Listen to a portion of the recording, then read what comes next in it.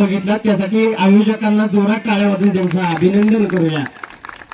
आणि ही खरी गरज आहे, नात्यातली वीण जर एकत्र बांधून ठेवायचं असेल, जसं झाडाला वेळोवेळी पाण्याचं सिंचन करावं लागतं, तसंच नात्यामधली ही वीण जर एकत्र ठेवायची असेल, बांधून ठेवायची असेल, तर अशा कार्यक्रमांची गरज असते। एक आयडॉल म्हणून इथून पुढे या कार्यक्रमाची जाहिरात झाल्यानंतर तुमचं अनुकरण निश्चित अनेक ठिकाणी होईल आणि प्रथम पाऊल तुम्ही टाकलं याचा अभिमान तुम्हालाही जाणवेल असं या ठिकाणी मला वाटतं।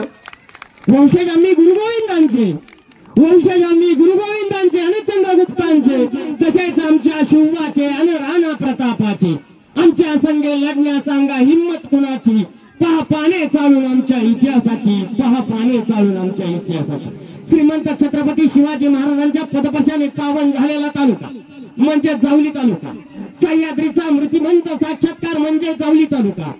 या सह्याद्रीच्या कडे कपाऱ्यामध्ये वसलेलं एक छोटंसं गाव म्हणजे महू गाव, आणि या महू गावामध्ये आगळा वेगळा कार्यक्रम घेणारा परिवार म्हणजे धोरूबाबांचा परिवार। या परिवाराला त्रिवार सलाम करून मी तुमच्याशी दोन शब्द बोलण्याचं हितगुज सांगण्याचा इथं प्रयत्न करतो। सन्माननीय संजयजी गोळे परवा दिवशी आमच्या केंद्रामध्ये रांगेगरला पदवीधर शिक्षक आणि मुख्याध्यापक म्हणून काम करतात।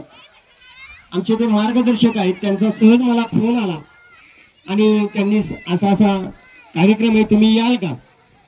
खरं तर एक विषय असला की त्या विषयाला धरून बोलता येतं, पण मला इथं पुढे उभं राहिल्यानंतर असा प्रश्न पडला की हा कार्यक्रम वेगळ्या स्तरावरला, वेगवेगळ्या स्तरावरली ही माणसं, इथं आजी आहेत, नातू आहे, बहीण आहे, आत्या आहेत, मामा आहेत, नेमका विषय धरून काय बोलायचं हा माझ्या पुढे आता प्रश्नचिन्ह मोठं निर्माण झालेलं आहे।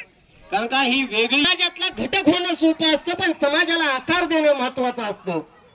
मळलेल्या पायवाटेवरून कुणीही चालतं, पण नवीन पायवाट निर्माण करणं महत्वाचं असतं आणि ती नवीन पायवाट तुम्ही निर्माण केलेली आहे, याबद्दल पुन्हा तुम्हाला शतशः धन्यवाद देतो।